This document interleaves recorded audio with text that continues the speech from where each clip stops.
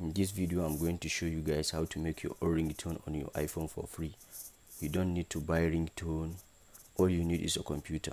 Let's go. Make sure you connect your iPhone to your computer.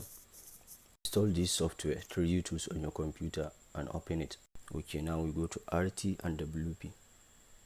Make ringtone from PC. You choose the song you want to be your ringtone. Okay, now you select the portion you want to be your ringtone from the song, and then generate ringtone. Import to iDevice. Now your ringtone has been set. Let's check our device. We open settings, go to sound and haptics, go to ringtone and holla.